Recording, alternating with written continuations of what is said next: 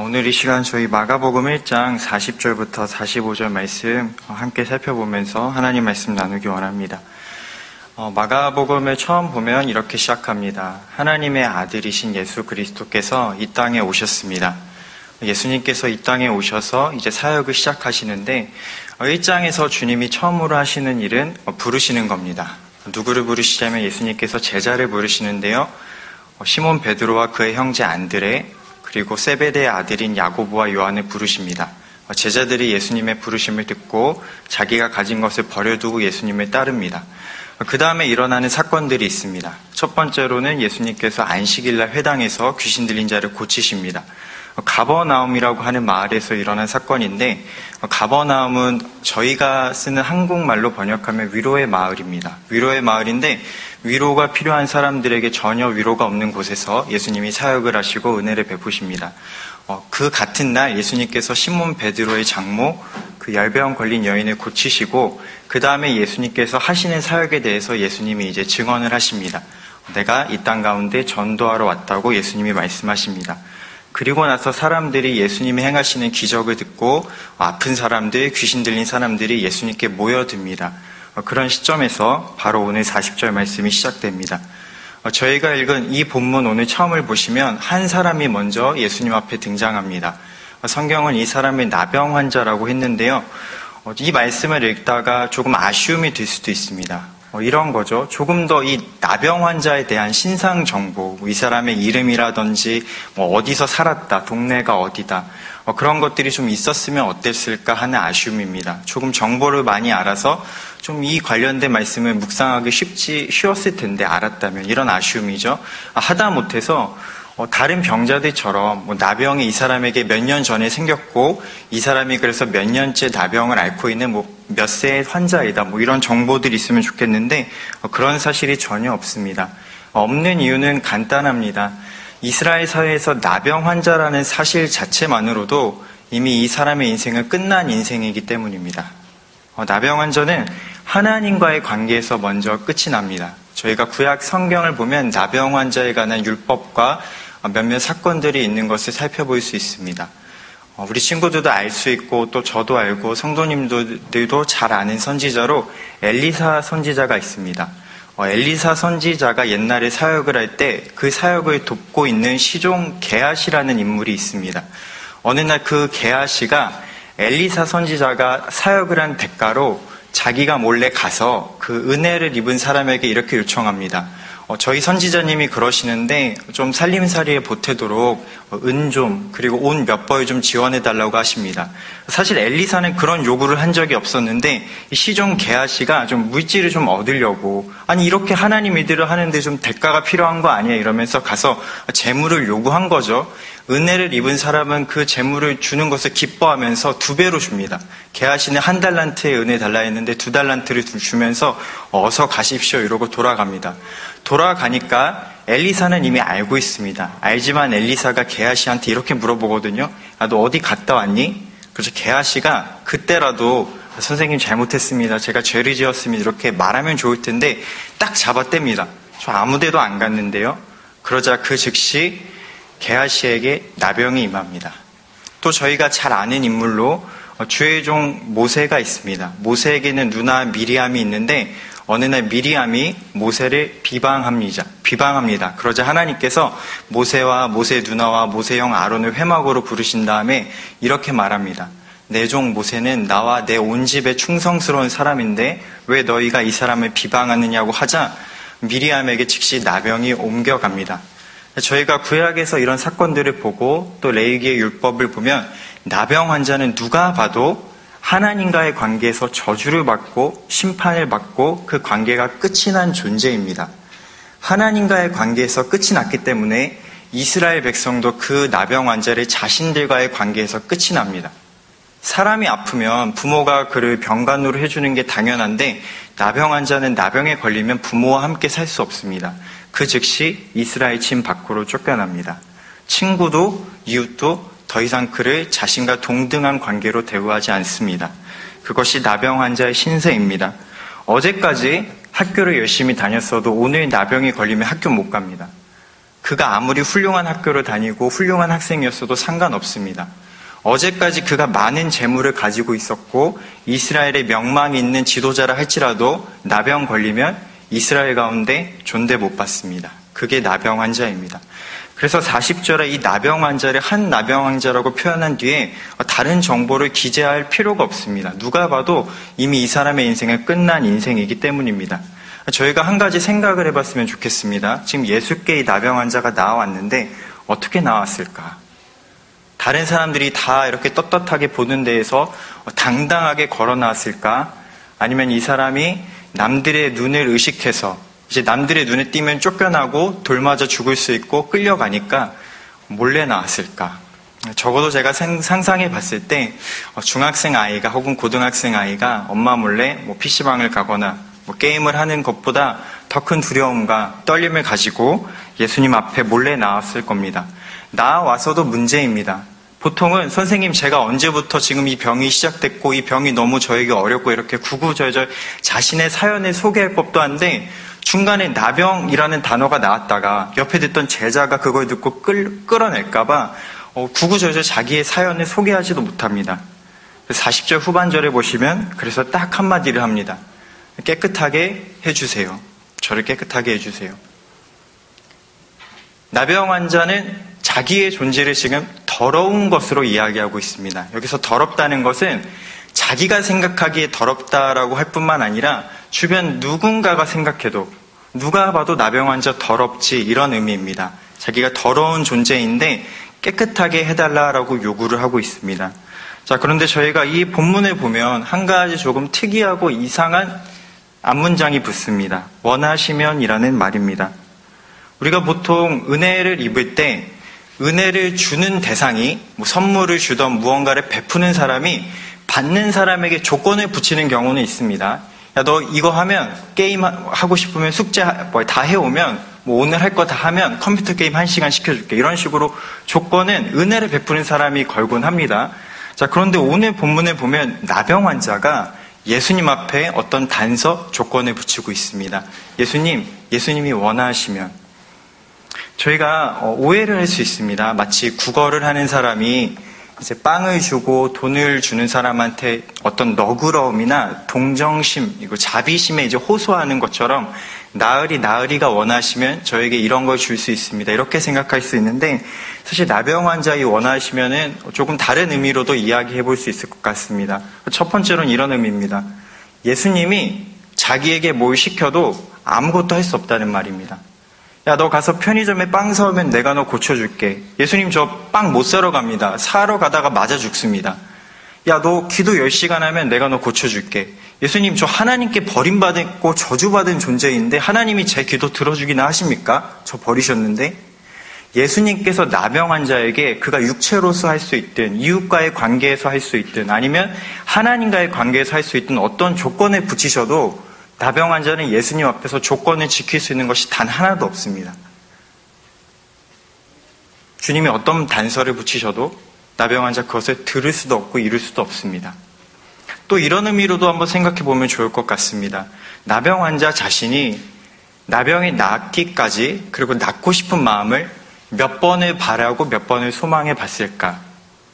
그가 태어나서부터 나병이든지 아니면 청소년 시절에 나병에 걸렸든지 어느 시점에 나병이 자기에게 찾아왔고 오늘 예수님 발 앞에 무릎 꿇고 있는 시점까지 그가 수많은 시간을 개인적으로 나병이 낫기를 소망해 봤지만 단 한 번도 자기의 소망이 하나님 앞에 이루어진 적이 없습니다.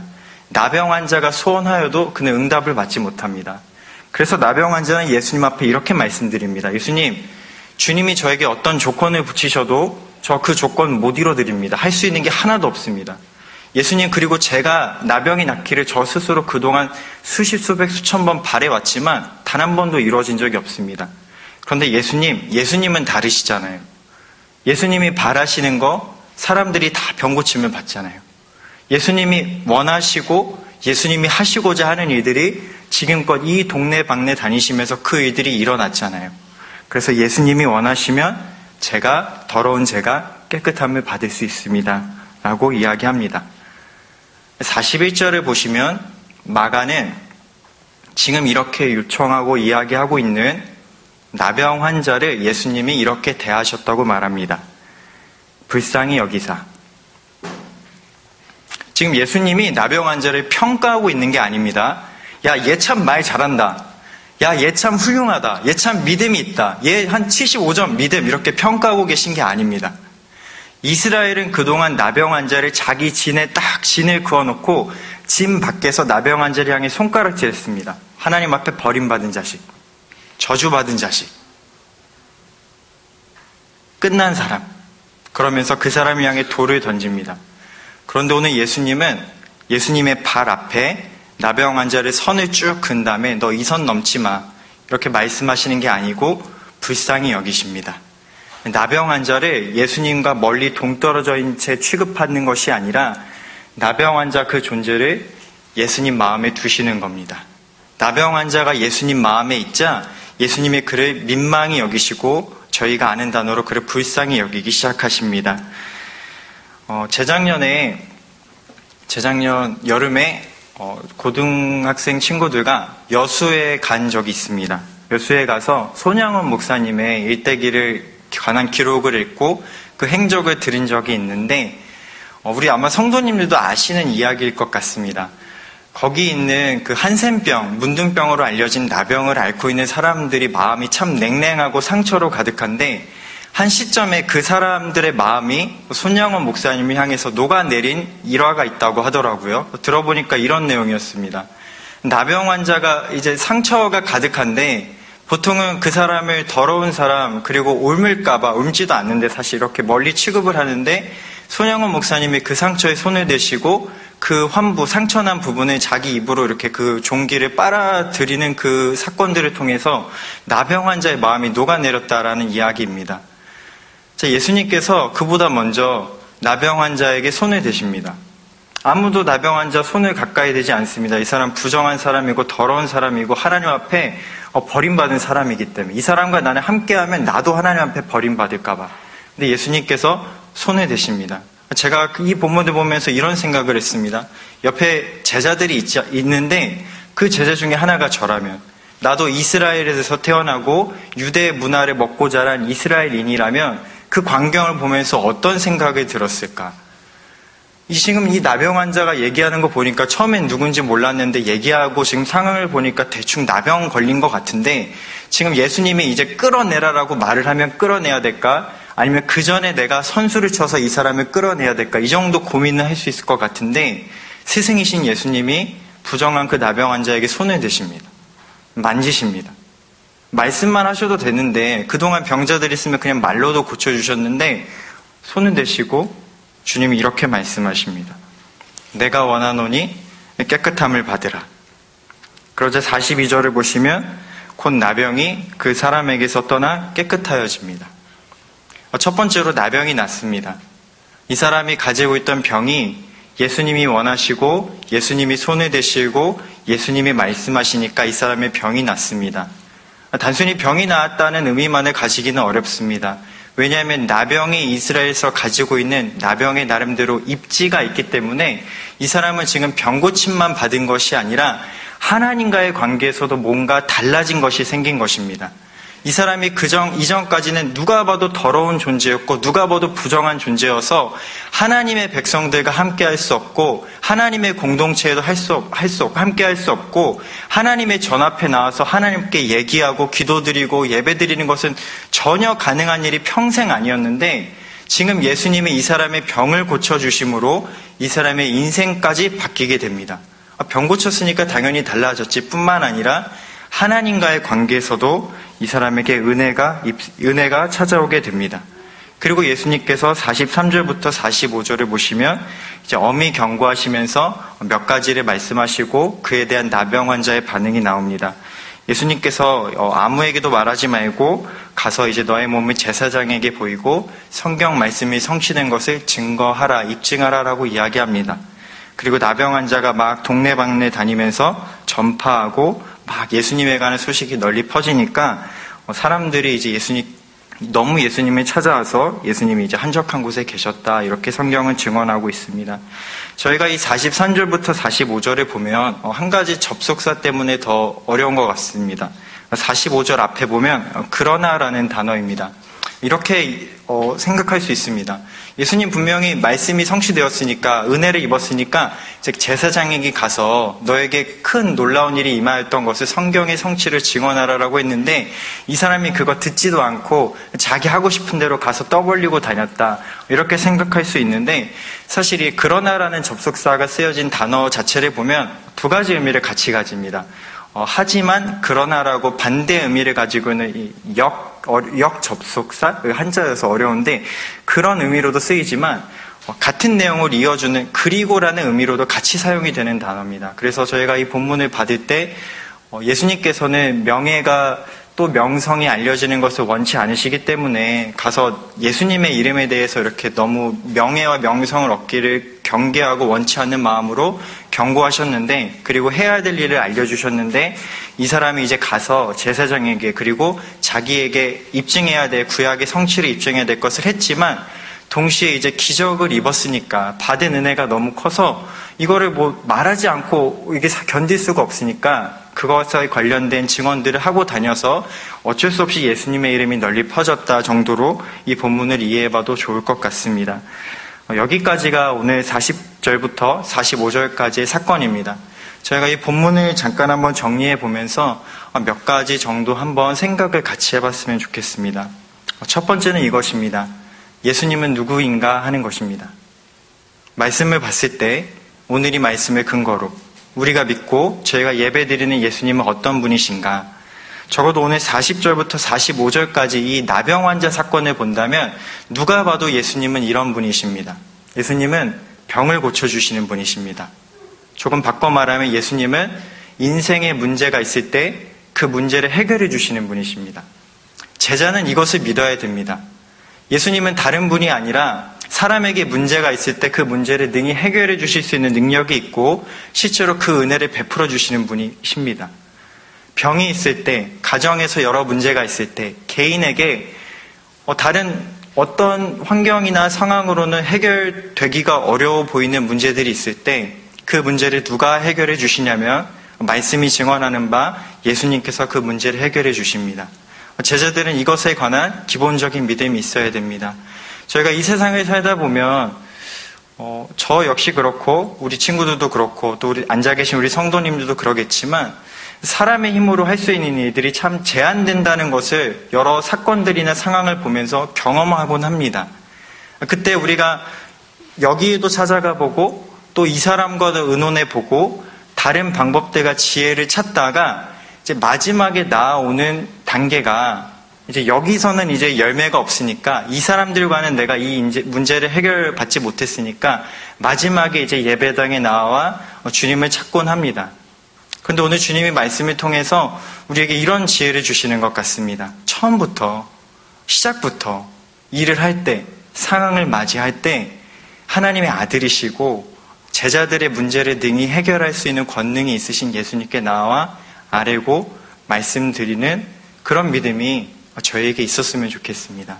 그래서 첫 번째로 예수님은 누구신가라고 봤을 때 성도의 문제들, 제자들의 문제들을 능히 해결해 주시고 은혜를 주시는 분이십니다. 두 번째로 예수님은 또 누구신가라고 했을 때 이것입니다. 나병 치유 사건과 관련되어 살펴봤을 때 예수님은 하나님과의 관계를, 사람과 하나님 사이의 관계를 바꿔주시는 분입니다. 저희는 본능적으로 성경에서 은혜를 입은 사람들, 특별히 우리가 봤을 때 꺼려지고 내가 저 사람 정도는 아니지, 그래도 내 정도 급이면 저 정도는 아니지라고 하면서 은혜를 입은 사람과 우리 자신을 분리시켜서 생각하곤 합니다. 나병 환자는 나병 환자고 나는 나병 환자가 아니야. 내 피부 얼마나 깨끗한데. 우리 다 이렇게 생각하곤 합니다. 그런데 하나님 보시기에 성경은 모든 사람들이 하나님 보시기에 부패한 죄인이라고 전제하고 그렇게 선언하고 말씀을 시작합니다. 나병 환자만 하나님께 버림을 받은 사람이 아닙니다. 나병 환자만 깨끗함이 필요한 사람이 아닙니다.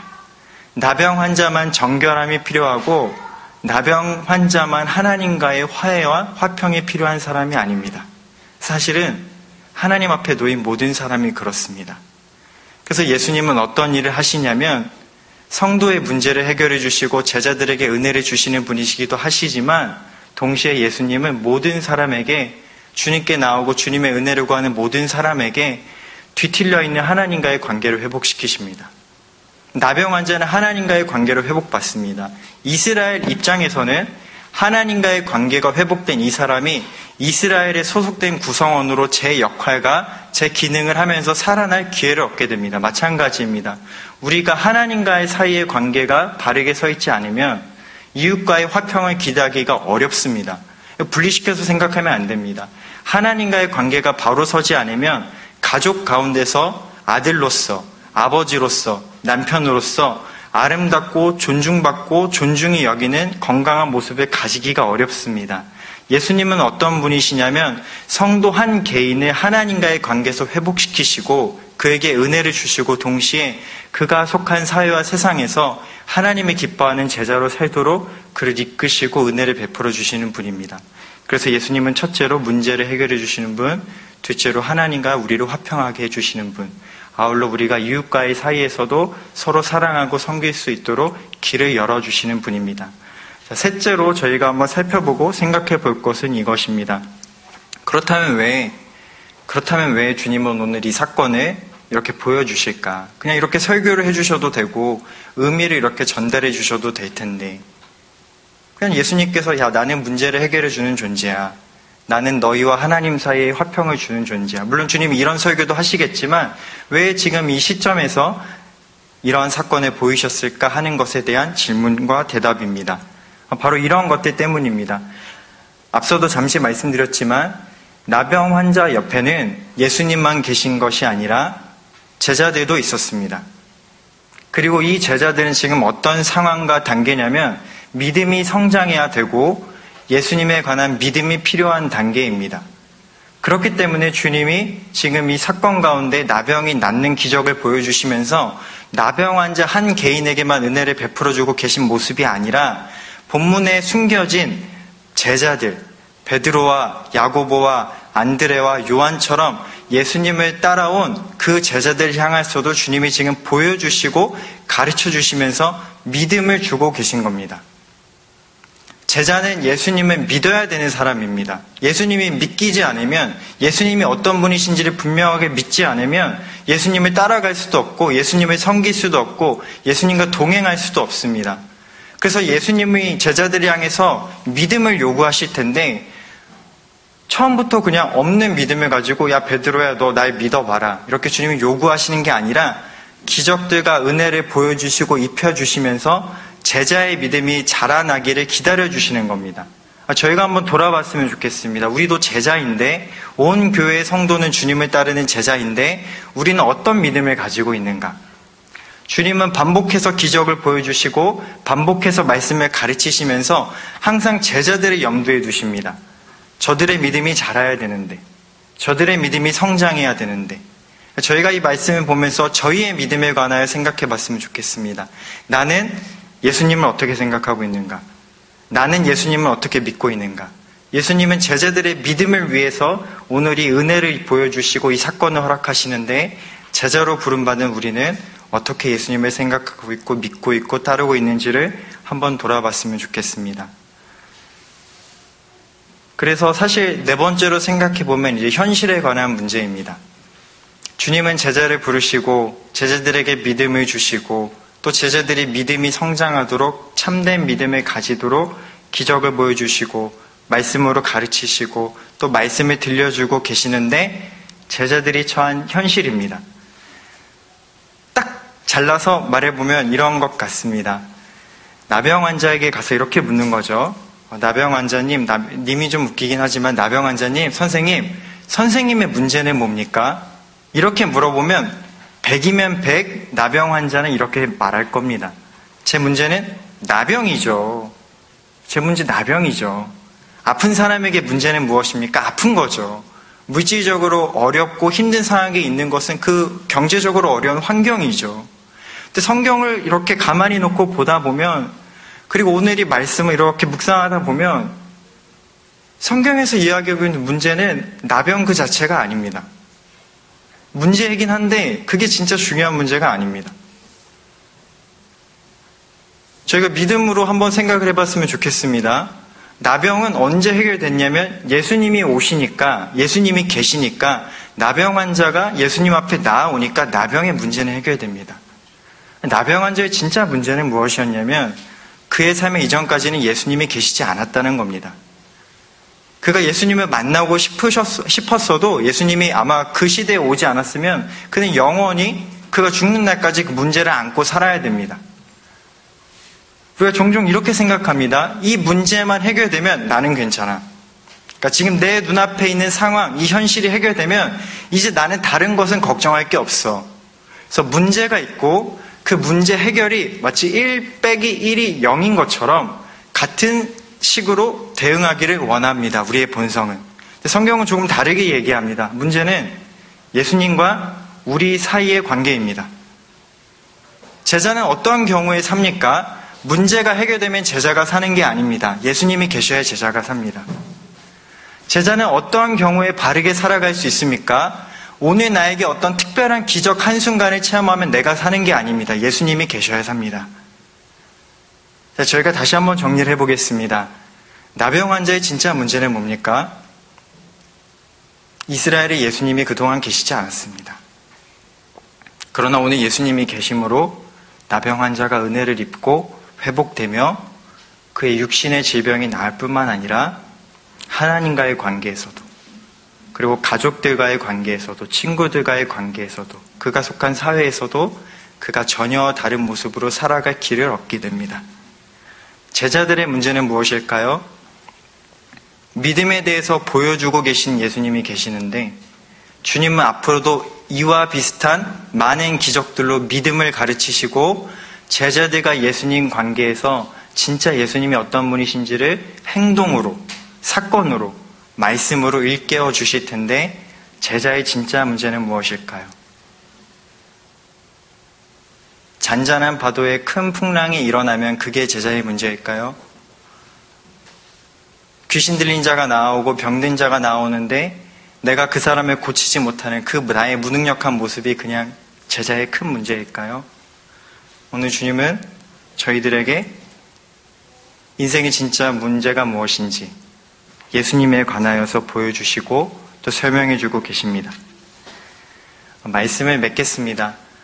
오늘 저희가 살펴보니 마가복음 1장 40절부터 45절 사건은 하나님의 아들이신 예수 그리스도께서 아무도 고치거나 해결해 주지 못한 나병 환자를 고쳐주시고 그 사람의 인생의 문제를 해결해 주시는 사건입니다. 저희는 이 말씀을 보면서 예수님이 어떤 분이신지를 생각해 보게 됩니다. 첫째로 예수님은 문제를 해결해 주실 수 있는 능력이 있으시고 실제로 제자들의 문제를 해결해 주시는 분.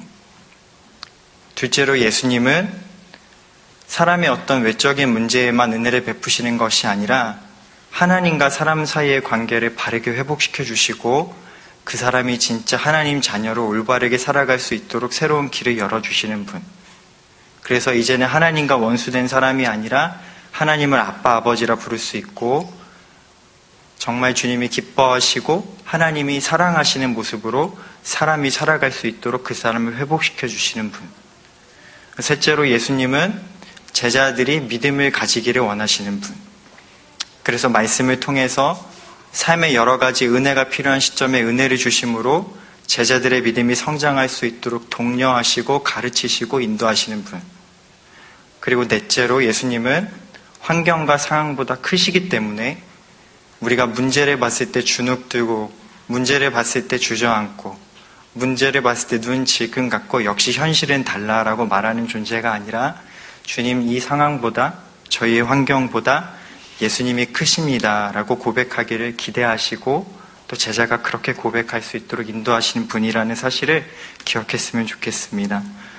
바라건대 사랑하는 우리 언약교회 우리 어린 성도들부터 또 노년에 이르는 우리 성도님들까지 주님이 이 세상 가운데 날마다 함께 하시고 그래서 저희가 말하고 생각하고 서로를 대하고 하루하루를 살아가는 모습 속에서 주님이 기뻐하시고 또 제자다운 믿음이 날마다 깊어지고 또 충만해지는 우리 언약교회 가족들이 되었으면 좋겠습니다.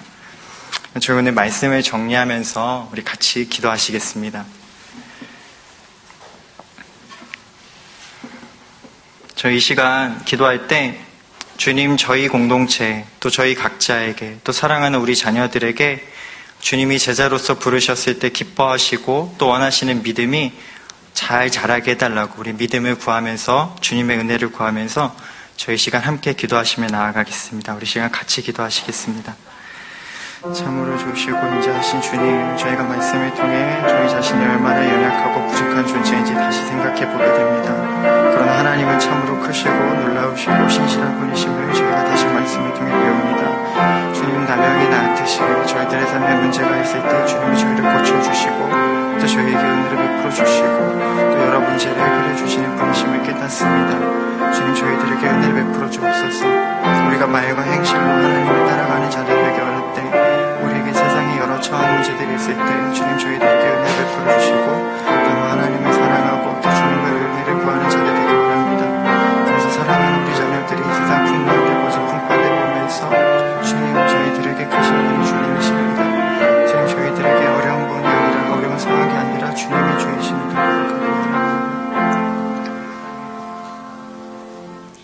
날마다 저희가 맞이하는 모든 상황과 환경보다 크신 하나님, 이 시간 다시 한번 저희들이 어떻게 이 세상을 살아가야 되는지 말씀을 통해 가르쳐 주심에 감사합니다. 저희들에게 은혜를 주시고 또 도와주시고 저희들을 자녀 삼으신 우리 예수님께서 성도들의 삶의 문제를 해결해 주시고 믿음을 주시고 우리를 제자로 부르실 뿐만 아니라 제자로 살 수 있도록 충분한 은혜를 주시는 분이심을 믿습니다. 이 하루 살아가면서 또 이 세상 살아가면서 그 믿음 가지고 살아갈 수 있도록 저희들을 붙들어 주시고 주님이 원하시는 가장 아름다운 모습으로 저희들을 세워가 주옵소서. 예수님의 이름으로 기도합니다.